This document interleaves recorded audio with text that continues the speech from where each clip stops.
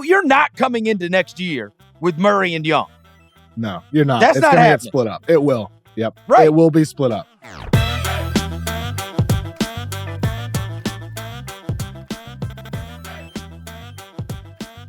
Atlanta is going to be without Trae Young for 4 weeks at least after surgery on his left hand. I think for the Hawks side of things, this could end up being a good thing for them to be without Trae.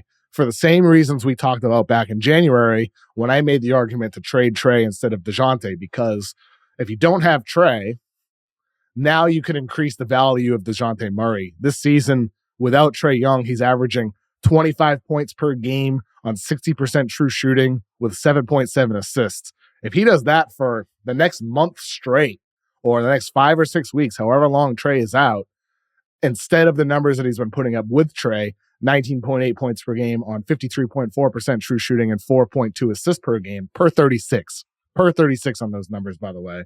Those numbers aren't awesome with Trae, but they are awesome without Trae. That can show other teams, hey, here's the value of Dejounte Murray. That could allow the Hawks to trade him this summer, get a stronger return back, and maybe you can build around Trae. If you do lose some games here, maybe you slip out of the play-in, you get higher lottery odds. Maybe you end up moving up into the top 4, and that gives you more draft capital for trades to build around Trae Young. And also, you're getting an extended look here at Kobe Buffkin. He just had 41 points. Their rookie wing, he's had 41 points in the G League recently. Good scorer. He's got great feel for the game. How does he look next to Dejounte Murray? So I think for the Hawks, they get over the next 4 weeks or more clarity on what the team could look like without Trae. It gives other teams around the league to get an idea of what these guys look like value-wise. So I think for Atlanta, this is a place to figure out who you are, what you have, and what you want to do this offseason. I don't think it's out of the realm of possibility that they're better. And if they are, doesn't that give you some extreme clarity? Doesn't it? Wow. And then you go, hey, better. What if they are?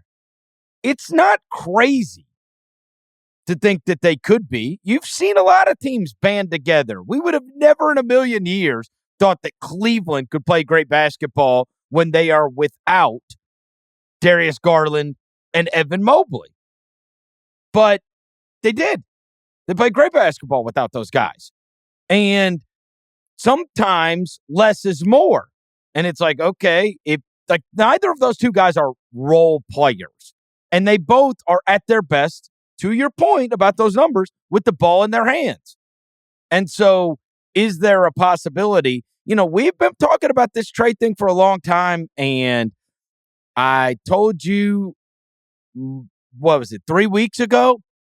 And it did not get much attention, but Kendrick Perkins went on ESPN and was like, right after the trade deadline, they just need to stay pat. I can't say who it is, but there's a superstar on his way to L.A. And I came on here and talked to you, and I'm like, bro, is he talking about, because who else is he talking about? Seriously. Yeah, it's Trae Young. It's Trae. Right. Okay. Well, and he's with Clutch now, and so, maybe they could, and obviously you got the San Antonio, who's got those assets, and you had brought that up before as maybe a pairing, and so it's possible that the return you could get if they play well. Now, again, it's also possible they go the wrong way. This is just going to be an unbelievable evaluation. I think you're going to be getting done with this and go, you know what? We could build and keep Murray, and he's cheaper. And it's because you can't imagine, no matter what any Hawks fan think, bro, you're not coming into next year with Murray and Young. No, you're not. That's not happening. It's going to get split up. It will. Yep. Right. It will be split up. So now you have an opportunity to see, okay, what would it look like without Trae?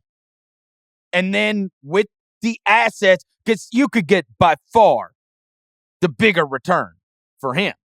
You get a huge return. Yep. You get a huge return. Yep. I mean, it's very possible that the Hawks lose games. Like you said, they could be better, but they could still be losing games, assured that they're not in the play-in or just be in the bubble and get a higher draft pick and still decide to trade Trae. Like they could still decide to trade Trae and keep Dejounte. It's it's possible. So I think for Atlanta here, this is where that clarity comes in. You get an extended look to find out what you look like without him. And I think for Hawks fans, this should be a time to be open-minded and look at this team, especially with Kobe Buffkin getting minutes off the bench. He played 14 minutes the other night. I hope he gets way more games playing 20, 25, even 30 minutes. I want to see extended looks at him. I want to see him play next to Dejounte Murray and see how he looks, and play with Jalen Johnson. Like, I want to see two-man action with those guys together. This is a time for the Hawks to experiment, for Quinn Snyder to find out what this roster really has. And I think for Atlanta fans, be open-minded here, because this could end up being a blessing in disguise. Well, I think you'd feel differently if your team was any good. I mean, you're sitting. For sure. Yeah. You're in the play-in anyway. Yeah, what the hell? What the hell does it matter? Yeah. No doubt about it. If you felt like you were at a chance to win the finals, this isn't the Sixers losing Embiid. Right. It's way different. That's right. So this is going to be an interesting evaluation over the course of the next month.